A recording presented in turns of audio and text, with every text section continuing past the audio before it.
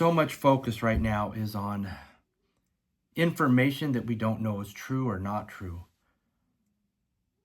Hearing things like, oh, what happened to the water supply? How come that was shut down? And, oh, the budgets were cut, or the mayor was gone, or it's Gavin Newsom's problem, or Biden this, or Trump that, or it's a conspiracy. Trump's government's doing it to what? All of it, you guys. There are people right now who don't have a place to live. It doesn't matter if you're Mel Gibson, Billy Crystal, Paris Hilton, James Woods, some old grandmother who lives in the Palisades, who's lived there for 70 years, young kids trying to make their way into Hollywood, young kids working at the beach. There is people that do not have a place to live and who've lost their memories, their possessions. And even if they have all the money in the world to replace them, some things are irreplaceable. As well as all the people who are now without work. Think about all the people that would take care of those homes. Housekeepers, lawn people, pool cleaners, painters, people doing construction. All these people have no income from those homes anymore.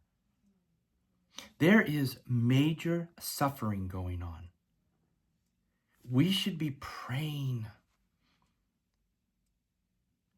for peace in the midst of this challenge for these people who have lost so much. I don't care if you're Mel Gibson or if you're a 90-year-old little lady who was living on a fixed income in her home that she's had for 100 years. We are all just human beings doing this human experience, and this is painful. There is suffering and there is loss, and we need to be showing love and light, not focusing on the darkness of what is or could be or what we think in our minds, what is fair and not fair. We should be focusing on love, loving our fellow human being, praying for those who have lost and who are struggling in their own way. Paris Hilton, I'm sure, had pictures of her kids hanging on a wall that she can't get back. Mel Gibson might have something that he had there from a movie set that meant the world to him. Some little old grandmother had somebody's bronze shoes from one of her kids who passed away, and she'll never see those again. Guys, love and light. Stop focusing on things that we have no control over. The fire happened. People are suffering.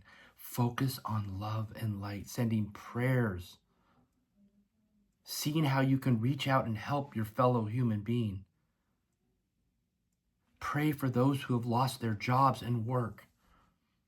Reach out in compassion and love. Get out of all your conspiracy stuff or your hate or your anger or, oh, they'll be okay, they have enough money. What would you give for an irreplaceable picture of your child? What would you give for the ashes of your fallen partner? What would you give up? All the money in the world can't buy those back.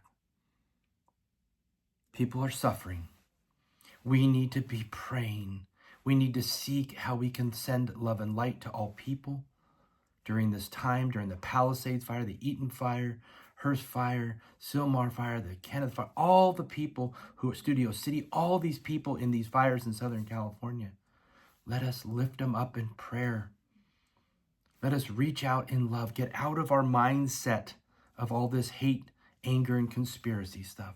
Get into a place of love and light for your fellow human being. Guys, we need to be simply as Jesus would be.